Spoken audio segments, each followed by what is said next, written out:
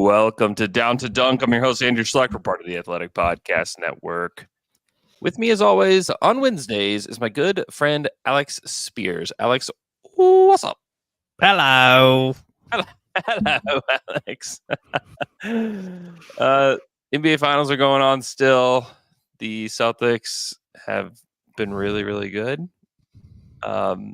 But there's some news about Porzingis yesterday that is like just terrifying news if you're a Celtics fan. Don't quite know what's going to happen with him, but it does not look good. What do you know about that injury? Do you have any insights on that injury? No, beyond what I read on Twitter, which the most interesting thing I read on Twitter was from some, physio guy who said that he understands why it's day to day because he thinks that they could probably just tape him up. It doesn't mean that it's a guarantee he'll play, but that they could potentially either tape him up or brace him in some way that could hopefully limit an aggravation of it. And so it sounds like it's doesn't have to be season ending, which is because the way they worded it, I mean, there were so many words in that like original tweet. Oh my gosh, yeah. It was like, oh, this must be season ending. There's so many body parts named in this. But I think there's a reason why they didn't just come out and say he's out for the rest of the playoffs. So I do think there's a chance he's going to play, and maybe it's a more limited role than even what we've already seen. But I'm hopeful that he plays because, man, that is just brutal to be out the entire playoffs, play 2 games, and then get out again. So yeah, it's scary. Jay King thinks he's going to play. So Yeah. for what that's worth. So we will see. That is a big deal. Yesterday, Sam Vecini and Bryce Simon did a pod where they did a mock draft, and in that mock draft, Sam Vecini took Bub Carrington, number 12 for the Thunder. Interesting. It was quite interesting. Are you a Bub guy? I'm a big time Bubman. Really? Yeah. Yes. He's not this high, and like I don't think anybody has him this high. Yeah. Which I say it. I said it somewhere. Maybe on Monday I said it that I would take him at 12. He is such an interesting prospect, and I don't understand why he's so low. One, he's like one of the younger guys in this draft. I think he's still 18 years old. He's 6'5", plays at Pitt. He's a big point guard, basically. He's like this 6'5" point guard that is maybe the best pull-up shooter in the draft. He didn't have great percentages from 3, but you can tell just by watching him shoot, like this guy can shoot. Great passer, definitely like a pass first kind of guy, but has like great dribble capabilities, and like fits the Thunder in a lot of ways. And apparently is like a really good character guy too. So there's just a lot to like about him. And you just wonder, as we kind of watch the playoffs, I just felt like more and more they needed some kind of creator off the bench. A guy that can get his own shot, a guy that can get shots for others. Like Isaiah Joe and Wiggins and those guys are good. This is not a slight at them, but like no one was creating off the bench. And so to bring a guy like that in, and he obviously is still going to need to develop. He's only 18. But I think you could play him while developing him. And then, I mean, that to me, as much as like getting another big or a big wing, is part of what the Thunder need to do. I think that could be like a real possibility at 12 and one that makes a lot of sense to me. Yeah, I mean, one of the things you hear from draft people is, especially with younger players, like don't focus on the percentage as much as the attempts. And his 3-point attempts per 100 possessions is 11, which is really good. Yeah. Really, really good. He loves to shoot a transition 3. Like he loves to pull up just on the spot in transition and shoot, which is pretty cool. And then I'm looking at his combine, like the physical comparisons. His closest comp, 96% similarity. Any guesses, Andrew? Oh gosh, I don't know. Bruce Brown, like almost exactly. Wouldn't that be cool? Yeah. So, I mean, he's not like the biggest guy in the world, but obviously he has some size. This is not Jared McCain, like he has a +4 wingspan. He's 6'8", wingspan, Yeah. 6'3" and 3/4 height. Hmm. Um, so yeah, that wouldn't be a shocking one. He fits some of the profile of the type of guy you would want Hmm. for the Yeah. Thunder. So yeah. Yeah. He Do you think Vicini was saying that based on some intel, don't or have do you any think he was idea. just putting some pieces together? I don't know. I really don't know. I think that he just makes a lot of sense for the Thunder, I and he's do like a like that guard with his nick size. Is his good. nickname's Bub, which is Hmm. awesome, obviously. But the Hmm. fact that his actual name is also cool, Carlton Carrington, Carlton is like Keary. a great name. It's all good. Uh, yeah, I would be very on board with them taking him at 12. I think he makes a ton of sense because, like, you compare him, like you said, to McCain. McCain doesn't have great size. McCain was here yesterday. I got a message from a friend um, about him being in town. It's funny. He's like wearing this big Duke sweatshirt where it's almost like, "Hey, everybody at the airport, it's me, Jared Yeah. McCain. If you want to see me, I'm right here." And then like Devin Carter has only been a good shooter for 1 year, and like his shot is a little funky. Mhm. There's a lot to like about Carter. We talked about him last week, um, but the shooting stuff is a little bit scary. Michele and I are going to do a pod about him for the Dream Team show soon, and Michele's like eyes popped out of his head a little bit when I was talking about his shooting. So that will be an interesting episode. And Carter, there's a lot of great things about Carter. I'd really like for them to take him too. Yeah. But I think that you feel a little bit better about Bub Carrington's shooting overall as well.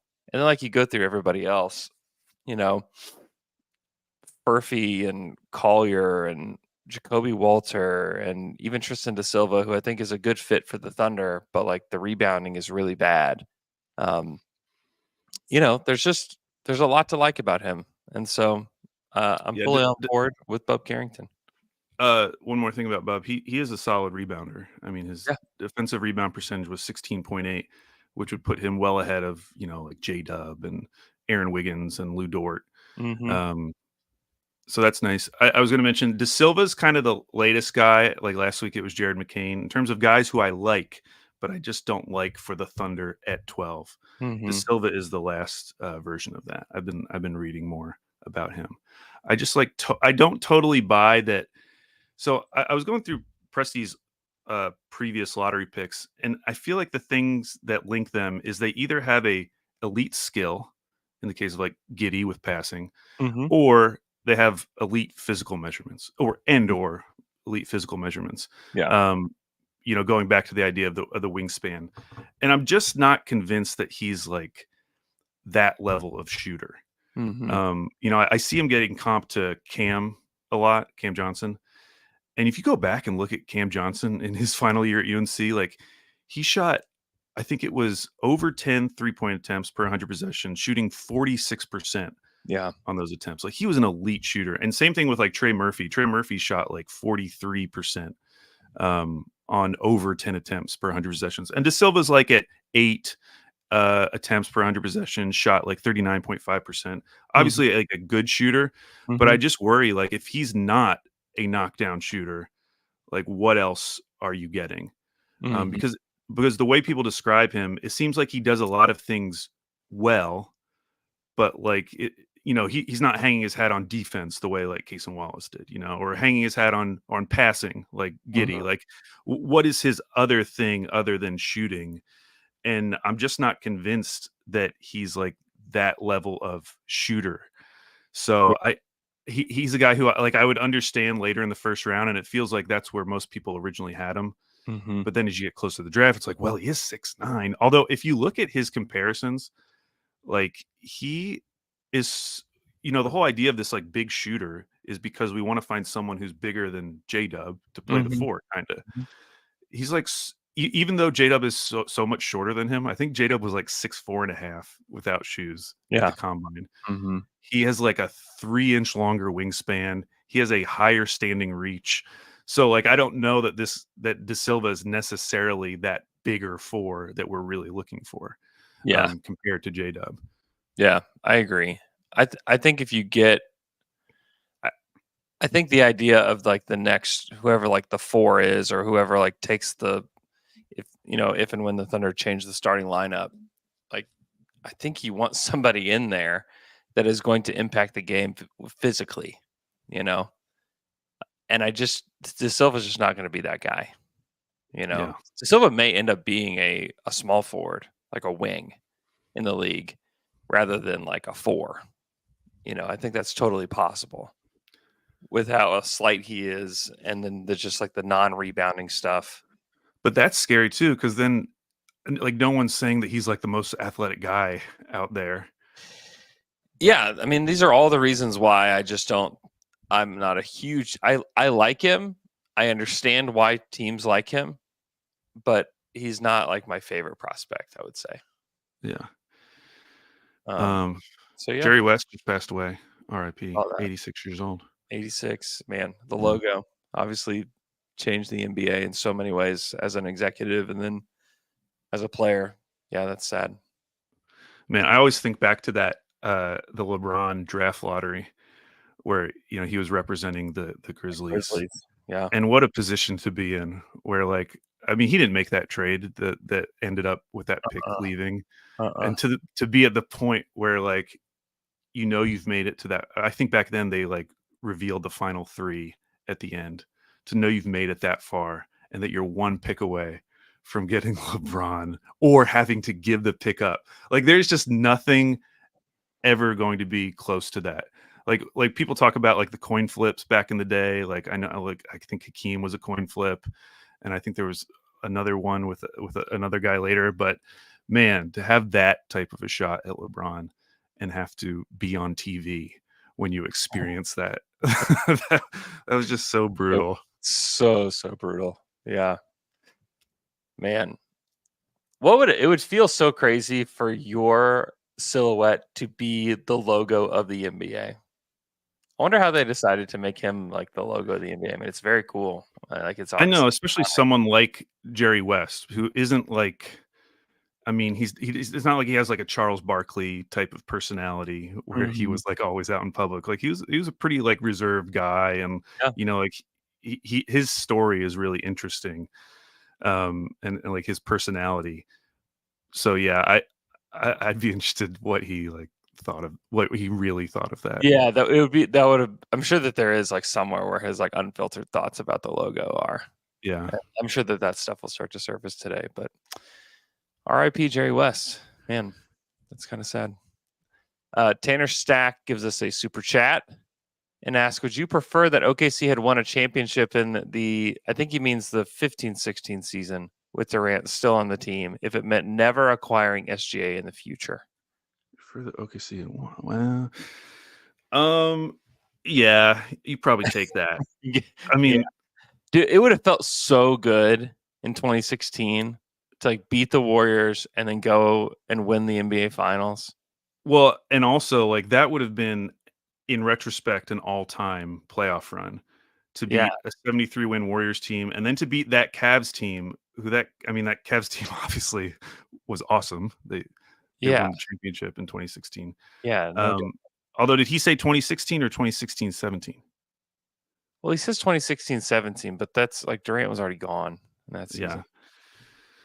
Because and also if they win the championship, KD's staying. That's what I was about to say. It's like the ripple effect from winning the title Yeah, means that it Kevin changes. re-signs. They probably trade Canner and do all the things they're going to do. Bring in Al Horford. They still made the trade to get Yeah. Domas and Victor Oladipo. Like that team was so stacked and ready to not only like go for like a repeat, but like have what could be a dynasty. And it would have just been cooler for the league because then you would have OKC, Golden State. I mean, they would be coming off a 73 win season, and you would have the cap spike. They would have brought in someone, Yeah. and then you still have Cleveland. Like those are 3 super high power teams, and then Houston would still be good in Mm-hmm. that scenario as well. Mm-hmm. So yeah, I would take that.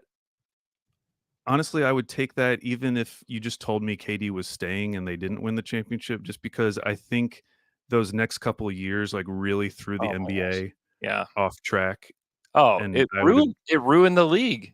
Like, it absolutely ruined the league. like unironically, I know people people say that sometimes, but I like truly believe that that like disrupted the natural order of things Oh, without a because that doubt. cap spike was such an anomaly. Yeah. Yeah, thanks for bringing it up, Tanner. Yeah, thanks, Tanner. Thanks a lot. Um, there there are reports that the Thunder have interest in Isaiah Hartenstein Woo! from the New York Knickerbockers. I actually went on the Knicks Film School podcast yesterday to Really? discuss that. I did. Who'd you talk to? Andrew Claudio, Yeah, he's um, nice. all Andrew Pod. And so there was a report that comes from the New York Post from Stephen Bondi that says that the Thunder have legitimate interest in Isaiah Hartenstein. And one of the quotes is, "It's real." An NBA source says OKC's interest in Hartenstein. I will say this. I do not doubt the validity of the report. I don't doubt that the Thunder have interest in him. He's a very good player. And the thing about him, like, he's very unique as a center because he can really pass. Mhm. Um, but you're gonna have to pay him probably the thing that we discussed on Next Film School yesterday was 2 years 2 years 50 million Yeah. to pry him away. And one, is that enough money to pry him away from the Knicks? His wife is a model that primarily works in New York City. It's like we have to like Mm. have that context that's built in Yeah. there. And it is moving from Oklahoma City or from New York City to Oklahoma City. And like no shade to OKC, but it is a lot different. It is a whole lot different. Um, and so I and then also then when you get then after that, like just getting past that, let's say like he's like, yeah, totally cool with living in OKC. Are are the Thunder going to be willing to spend $50 million over the next 2 years for their backup center? You know, because I just have a hard time getting there with that. Now, maybe the answer is yes, and maybe it's because they're gonna treat this like the Bruce Brown trade that the Pacers just did. Yeah. You know, and that would make sense. One, Isaiah Hartenstein absolutely helps you immediately from day one. Like he helps you right out the gate. He is such a huge upgrade over Jay Will as a backup center. I think that because of like the true passing chops that he has, you can probably play him with Chet a little bit.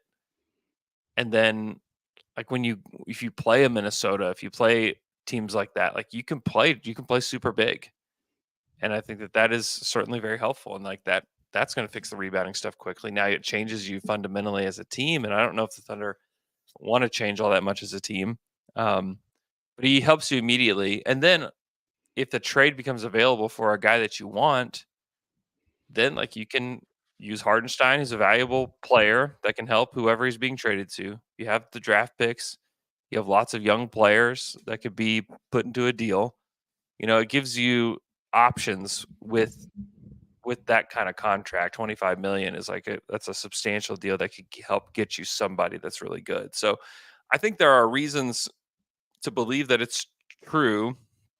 There are reasons to believe that it could happen. All that said, I still find it to be unlikely to actually come to fruition.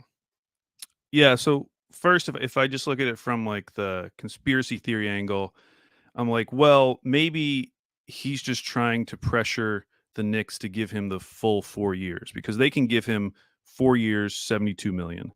Yeah. And so maybe this is his way of trying to pressure them into giving him all of those years. Mhm. Um, on from his perspective, like 2 for 50 is still really good because if the max the Knicks can offer is 72 million over 4 years, that means in 2 years he only has to make up 22 million to reach that same amount. Like that would be 11 million a year, which he can probably Saying get in a the couple cap years, you know? rising with the cap rising, it's going to be very easy for him to get there. Right. So yeah, it almost benefits him more to do a shorter deal like this. Mhm. Um, you know, a few weeks ago, it may have been last week, we were kind of talking about this idea of like paying a lot for a center.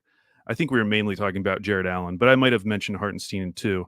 And the reason was because the report back then was that it was likely he was going to get 4 years, 100 million. And that I just couldn't see the Thunder doing, like committing that much money to, like you said, a backup center, money that is going to extend into, Jub and Mhm. Chet's next contract window.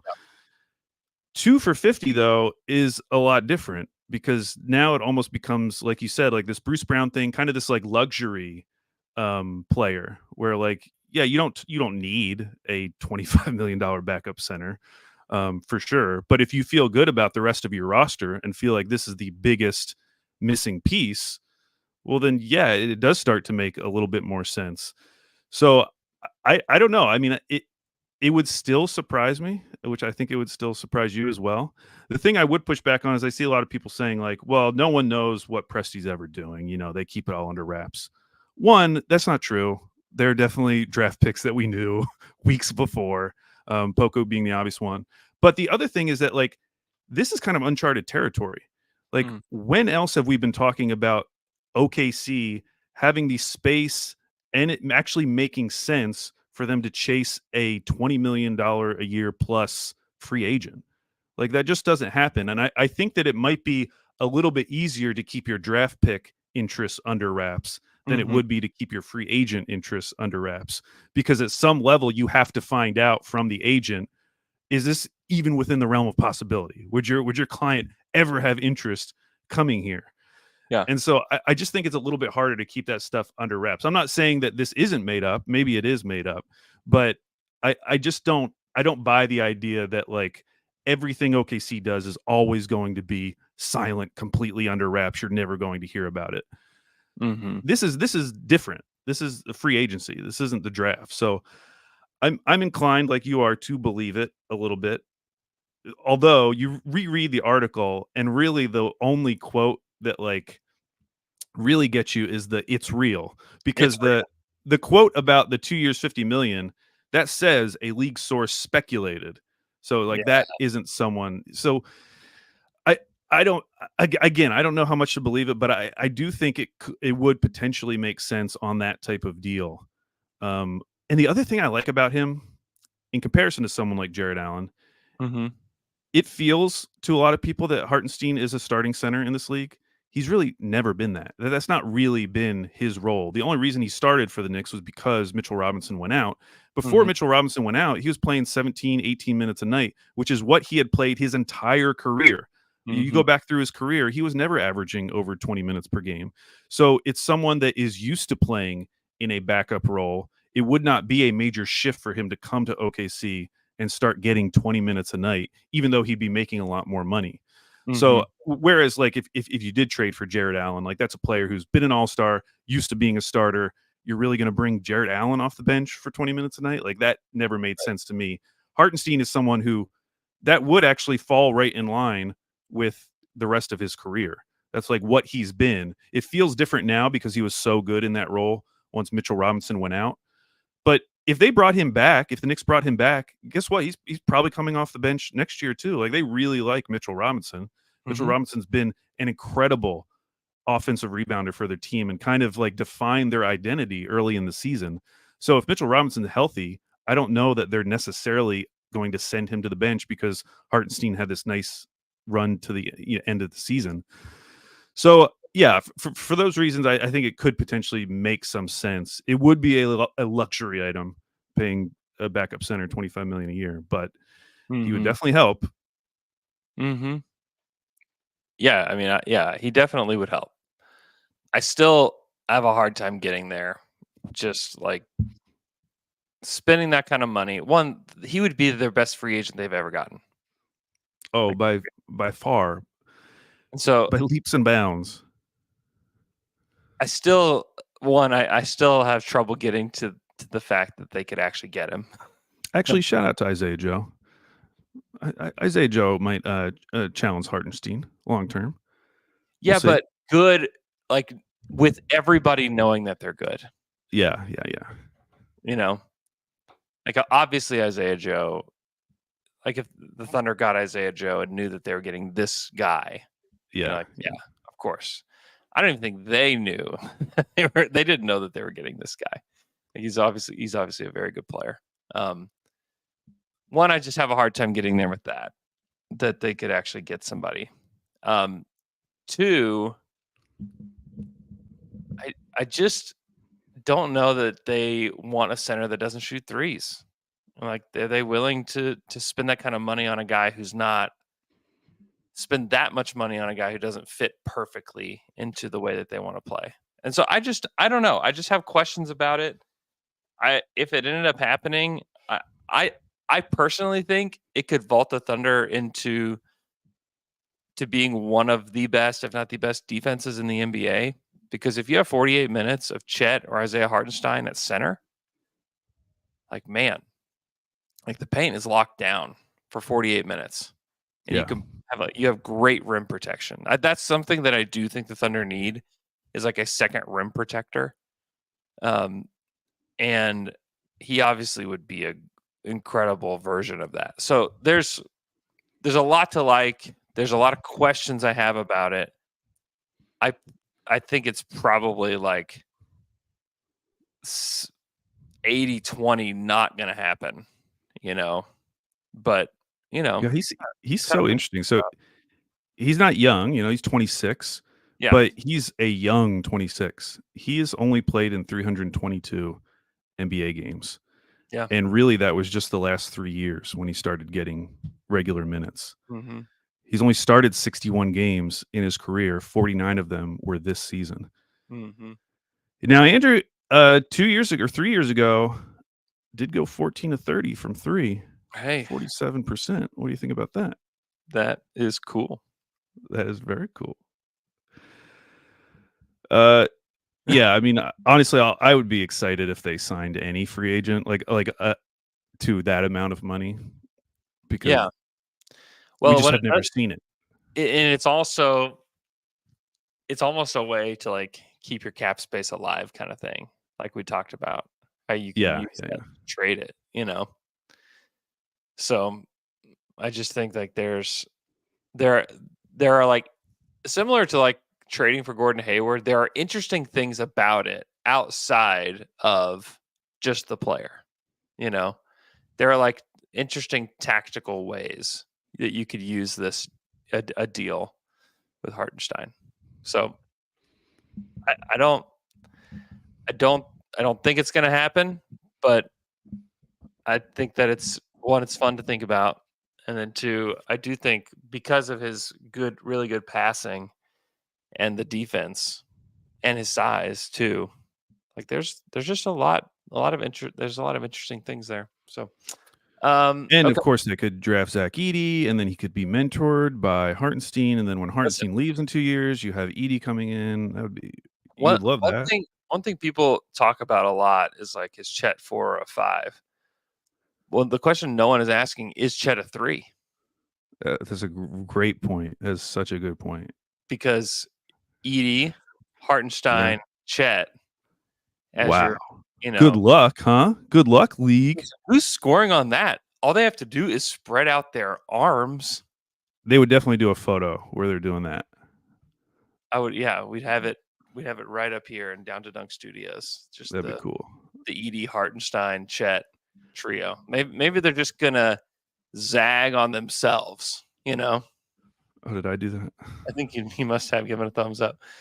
Maybe they're just going to zag on themselves. It's like, we want to play small, fast, switchy. We want to be, rhythmic. We want everybody to be able to dribble. It's like, you know what? Not anymore. No. We're going Edey and Hartenstein, and we're going to be giant. That would be fun too. That would be a fun zag. Okay. We're going to take a quick break. After this, we are going to talk about the Southwest Division and maybe who the Thunder could trade for in the Southwest Division. We'll be right back.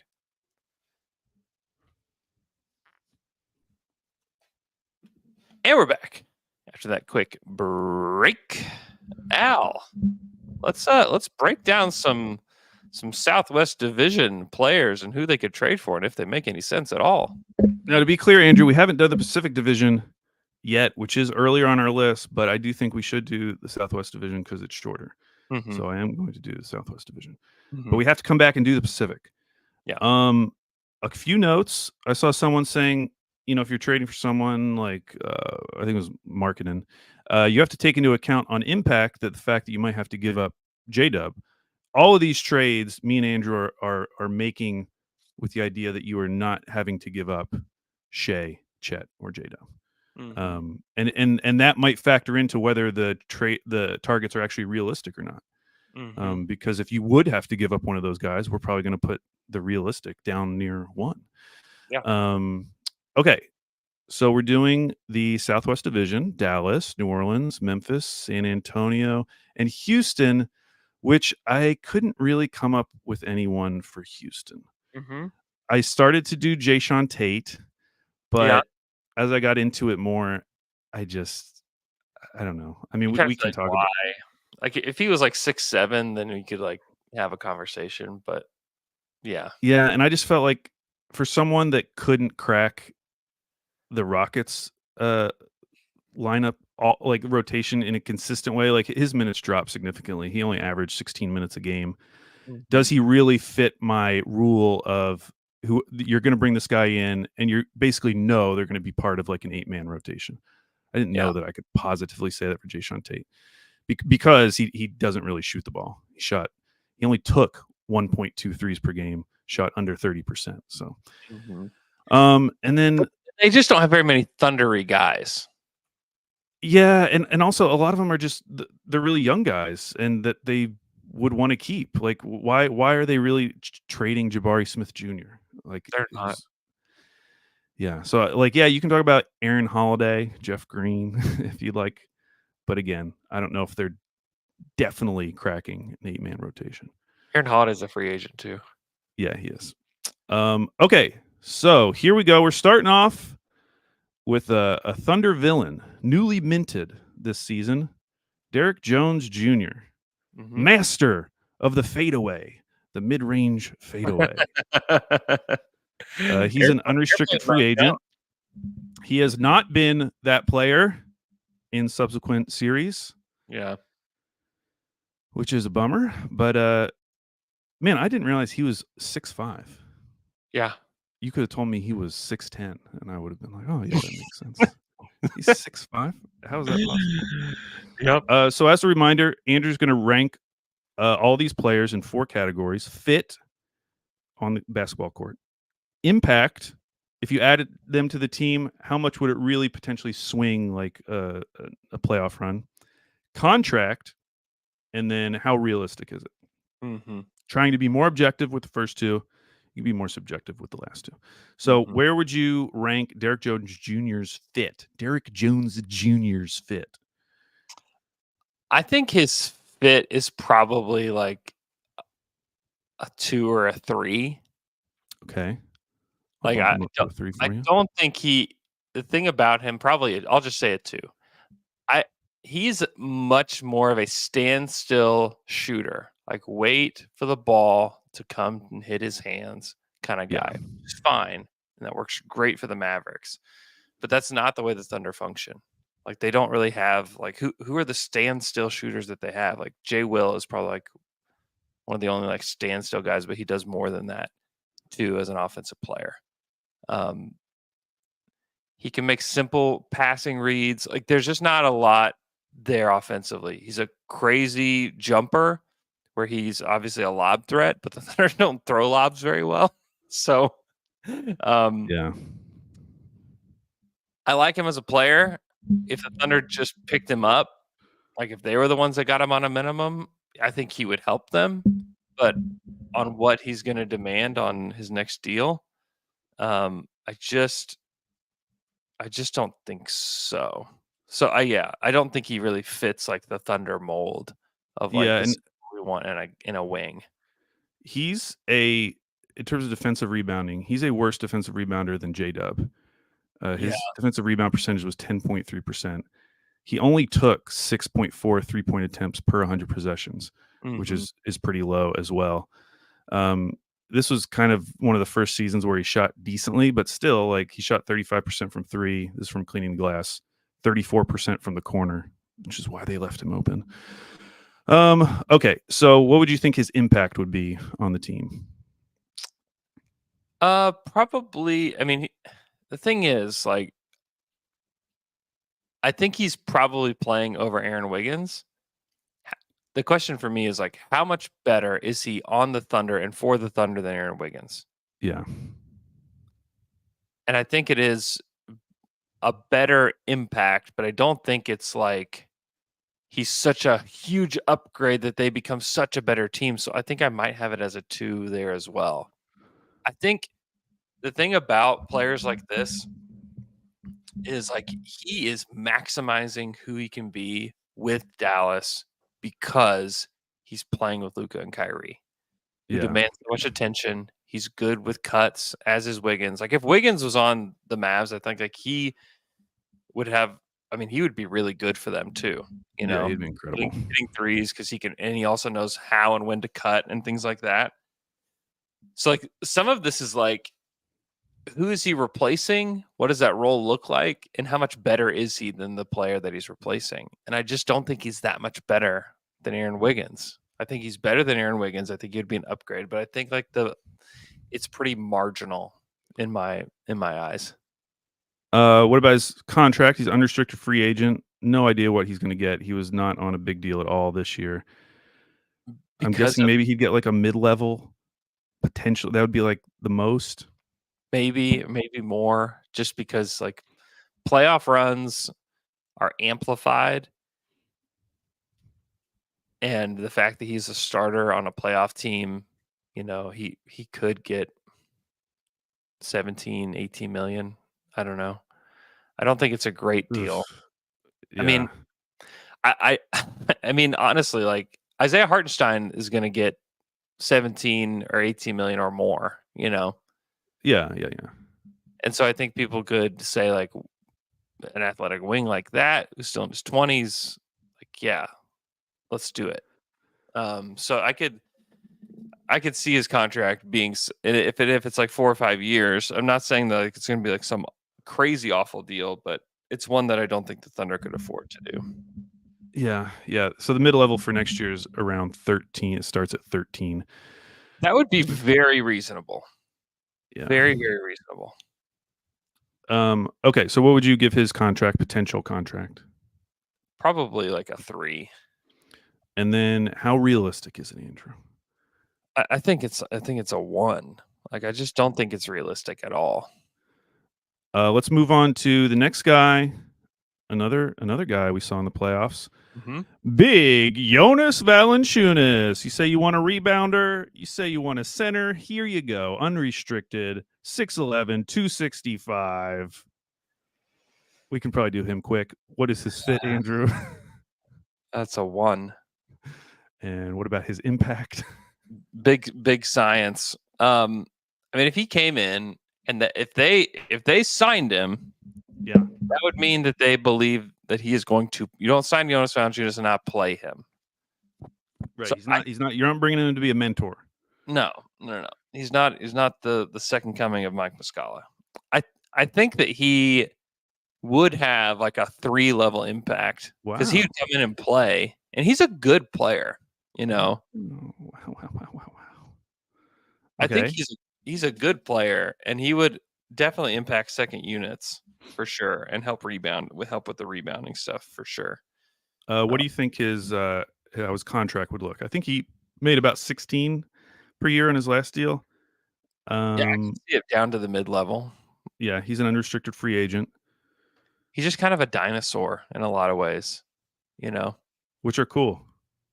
And I'm talking about really cool velociraptors. No, I don't know. Like he's just if he played in like 2002, like Jonas Valanciunas would be like probably a near max level player. Yeah. You know, like he would demand so many touches. He'd be getting so many post ups. You know, because he's a good passer out of post ups, but like they never post him up, like never ever. It would be such a waste of a time machine, but that Jonas not necessarily would be top of my list, but putting centers back in the 90s and also bringing 90s centers forward to see how they would do.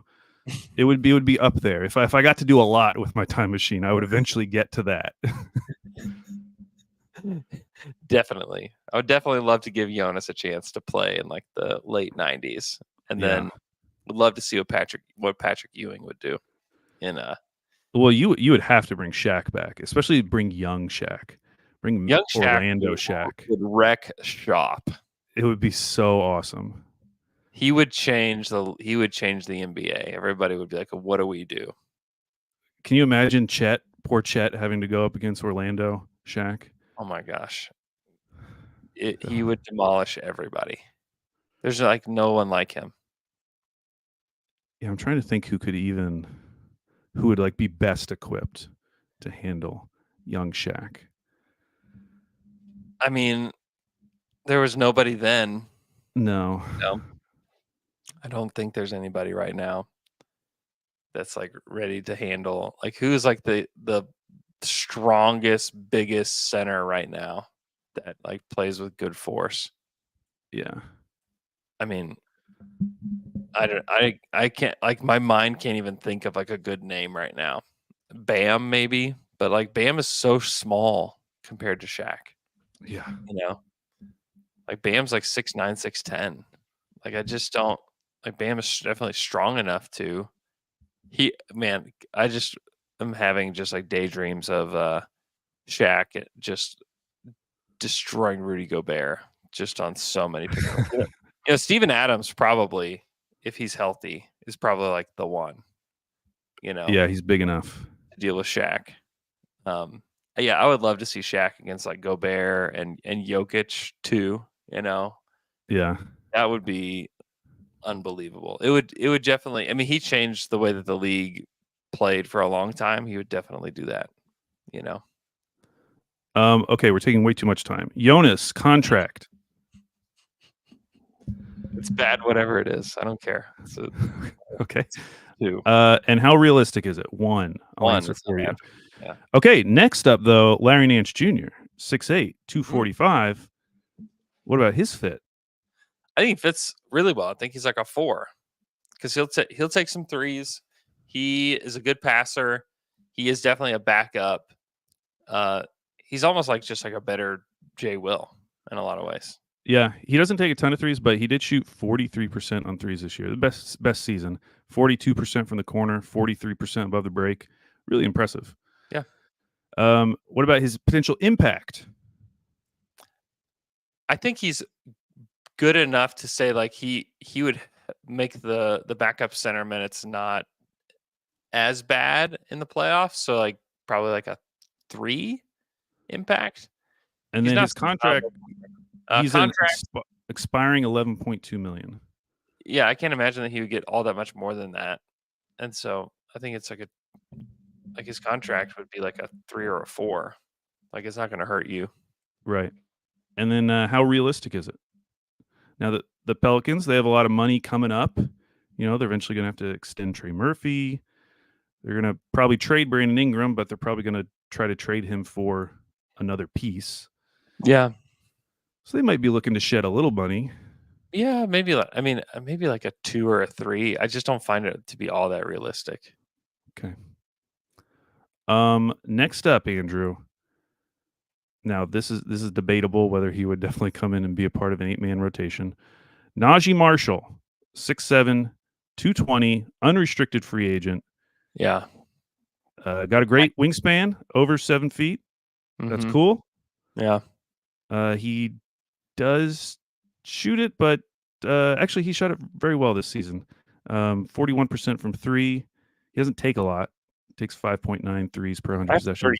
38% from 3. This is all from cleaning the glass. Oh, okay. He was terrible in garbage time, but when it mattered, Andrew, he was a 40% shooter. Okay. What do you think his potential fit is? 1, like the guy can like not dribble. Wow. Okay. His potential impact, Andrew. A 0 because he's not. Oh my gosh!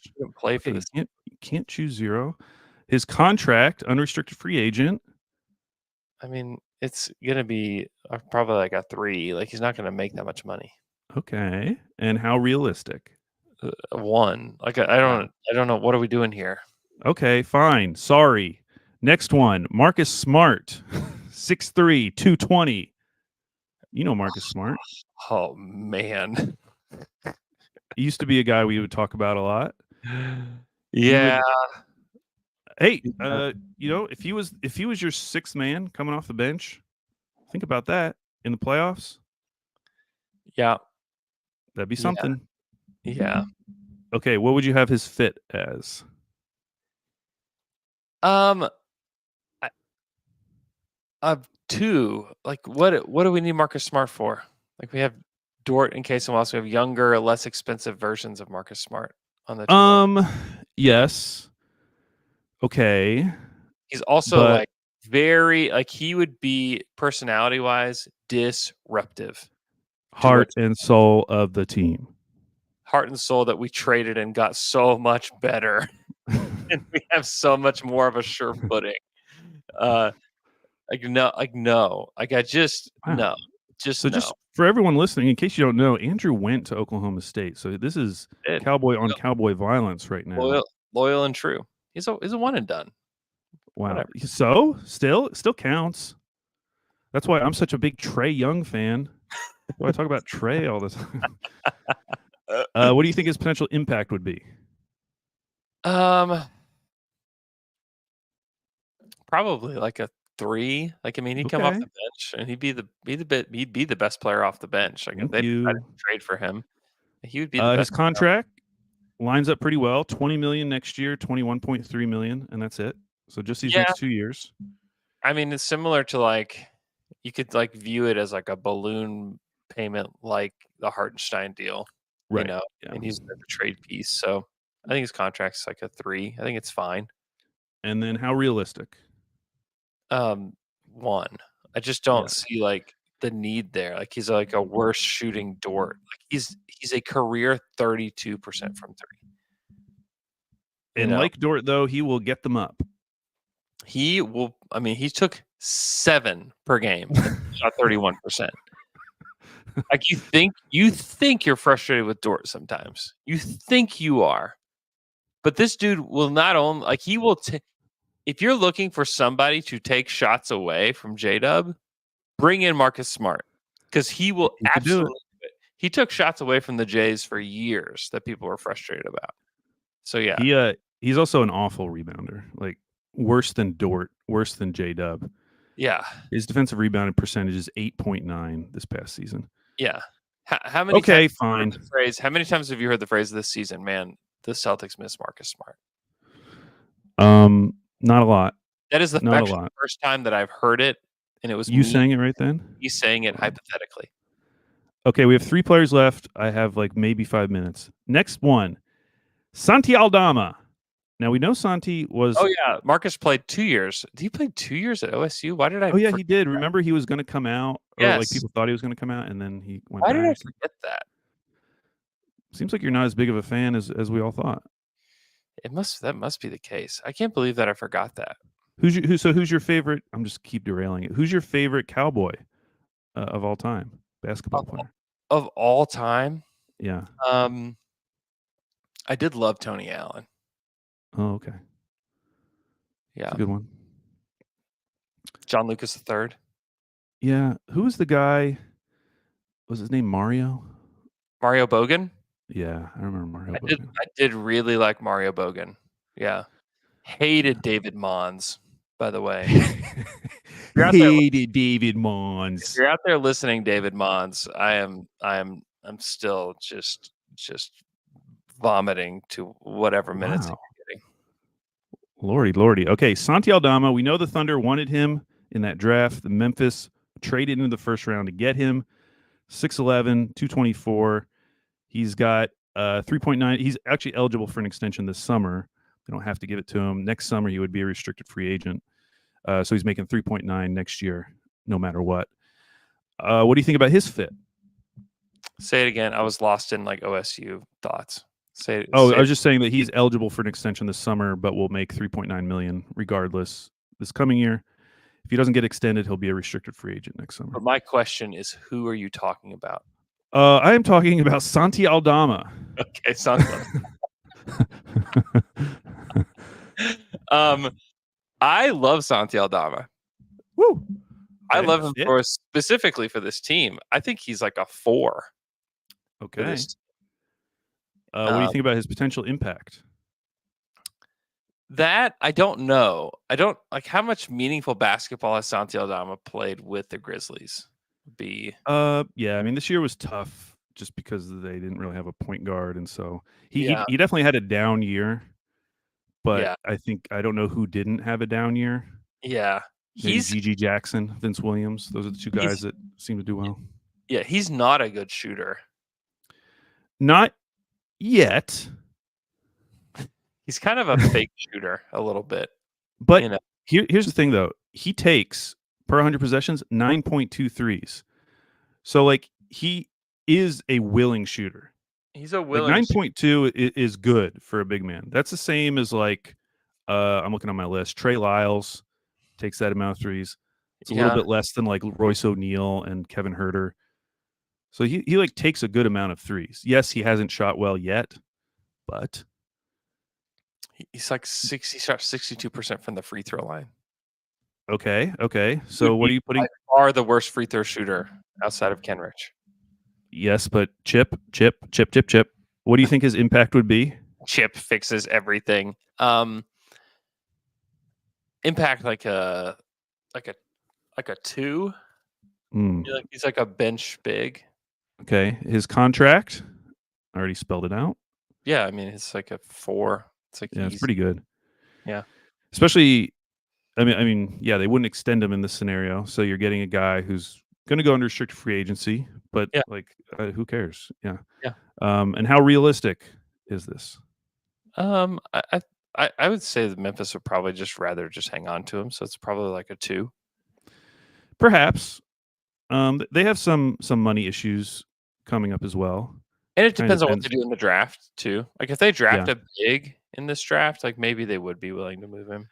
That was one of the reasons why I even put him on here, just because of all the rumors that like they're interested in Klingon, and so I was like, okay, well maybe if they got Klingon, they could. If they signed another big, then all of a sudden, like, do they really need Santi Aldama? Mm-hmm. So it was just an idea. It was more like if they don't want to extend him because they think that what they saw this season is more indicative of what he's going to be long term, then maybe they could try to flip him to a team that had interest in him at least. And would theoretically fit, even though, as you mentioned, he has not really been able to shoot yet. Yeah. Although he actually shot 29% from the corners this year, 38% above the break. Okay. That's Two weird. more names from the Spurs. Keldon Johnson, who is 6'5", another guy who you could tell me was like 6'8" or 6'9". Yeah. Plays bigger than he is, for sure. He does. What do you think about his fit? Oh boy, Keldon. I like Keldon. He's also a little bit of like a sneaky fake shooter. He's only 35% from 3 for his career. He had one really good season. Yeah, I think it was like year 2 or 3. Yeah, year 3 that he shot 39%, and then he just like went back like to normal. So I like him in that he plays bigger than he is. He is a decent rebounder for his size. And he's become like a better playmaker too as he's been given more responsibilities. So I like those things about him. And he's a willing shooter. You know, he takes enough threes where like I think that you're going to have to guard him just because he's going to take them. So I like him.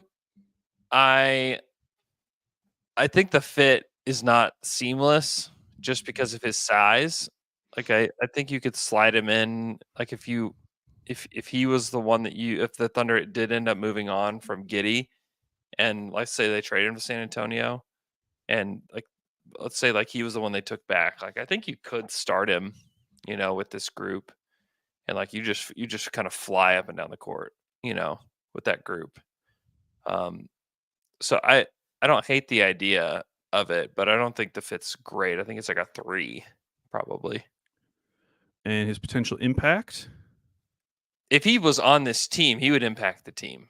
So like probably a 4. Like he's talented enough to impact anywhere that he plays. So yeah, I think that he would definitely impact the team. His contract 3 more years, but is descending 19, 17.5, 17.5. Yeah, I think it's fine. I think it's like a 3. I think it's fine. I don't think there's anything wrong with that kind of deal in this day and age in the NBA. And one thing I do like is that if the Thunder did acquire him, like you have him under cost control until 2067. Like I like that. Okay. And how realistic is it? I mean, it's probably like a 2. Like I don't see it being very realistic. Okay, final one, Andrew, for the Southwest Division. Zach Collins, 6'11", 250. We've talked about him a lot. He's making 16.7 and 18.1. So his contract at least fits. What do you think about his fit? He'd be a backup center. Yeah, as a player, I actually like him quite a bit. Like he is a center that will take threes. So as everybody knows, like I like that.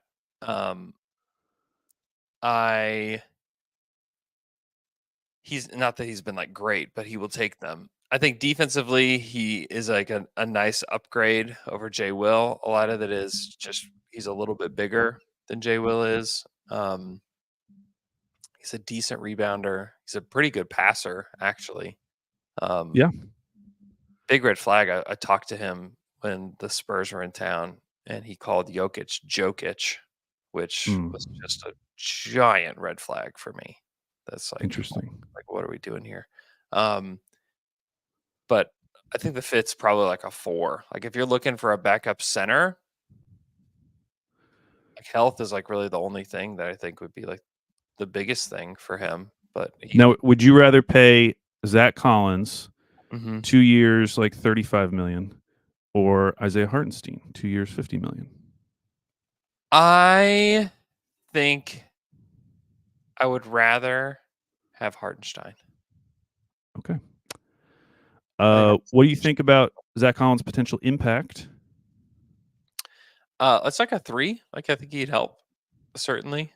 I think obviously it's funny because you've already kind of gotten to see like the Wemby Zach Collins lineups play out and be very, very bad, Yeah. And like it gives you like a little window into what maybe the Chet lineups with him could look like. Although Chet's just like a better floor spacer than Wemby, or at least when they played together, is a better floor spacer than Wemby was. So like you have to take that into account because when he was playing with Wemby was like taking lots of threes and missing like all of them. Yeah. So it's hard for me to like totally blame Collins. Collins was actually like a little, when I talked to him, he was like a little bit frustrated. You could tell there was frustration in the way that he was being used in San Antonio because he told me that he wished that he would have gotten more time with Wemby. So there's also like that aspect too. Like if he came to OKC, is like, you think he's like totally cool just being a backup center? Like I don't know. I think there's No, you better get cool with it. Who's starting him? no. I mean, nobody should start him. What do you think about his contract? I think it's like a 2. Like I just don't think he's that good.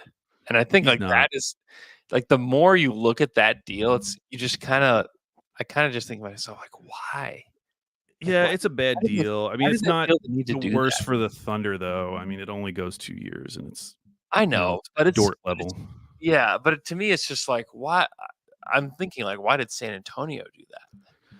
Well, I think they thought there was a lot more upside there. I mean, I remember the year before Wemby, like he had some real like fantasy basketball moments where he was like putting up some really fun stat lines, and I think they kind of saw him as this like do it all center that you could pair with Wemby and really like the fit. And then for reasons you just mentioned and probably other reasons, it just didn't work out. And so, yeah, now he's become this backup on their team where they don't want to play him with Wemby as much. And so his role is just all of a sudden diminished. And so, yeah, it looks like a stupid contract in retrospect. But how realistic do you think this is? I don't think he's getting moved. So like a 1. Like I just don't think San Antonio is gonna. I don't think San Antonio is gonna move him. And then 2, like it would take the Thunder saying like we're gonna give up positive assets to take him. And I just have a really hard time seeing like that being the route that they go. And another reason why I like Hartenstein is like you don't have to give up anything to get him. Right. like Makes a big difference. That's like the biggest thing. It's like you're gonna give up a first-round pick to get Zach Collins, or you can give up like 5 second-round picks to get Zach Collins. It's like that would just if that was the move that they made. Let's say like that's the move they made this summer. They kept the starting lineup. They kept everything together. Like, and we dealt 5 second-rounders to get Zach Collins. It would just feel like, wah, wah, Yeah. All right, Andrew, we have a new top 5. Okay. Now this will be fun after we finish the Pacific Division because then we'll have done the whole Western Conference. Current top 5 for free agent or trade targets. Robert Williams, still number 1, Time Lord. Yep. Lauri Markkanen, number 2. Larry Nance Jr. making an appearance at number 3. Larry. Naz Reid, number 4, tied with Santi Aldama, number 5. So all bigs. Yeah. So that's good. Versatile bigs. Last on the list, Yusuf Nurkic. So I think we're going to try to do another one tomorrow, and then we'll have finished the Western Conference, and then we'll start on the East, which actually I think there's more interesting names in the East, but we'll see. Yeah, we'll do it. We're going to do a special pod for you guys tomorrow, kind of just breaking this stuff down. So be sure to tune in to the YouTube stream. Hey, if you guys are on the YouTube stream right now, I got quite a few people here. Hit the like button. That's all I need you to do. It's my only request that I have of you if you're on the YouTube stream.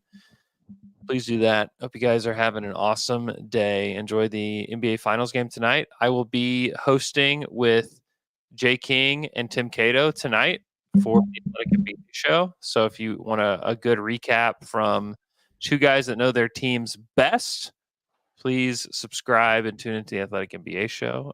Would very much appreciate that. Hope you guys have a great day, and we'll talk to you guys again on Thursday.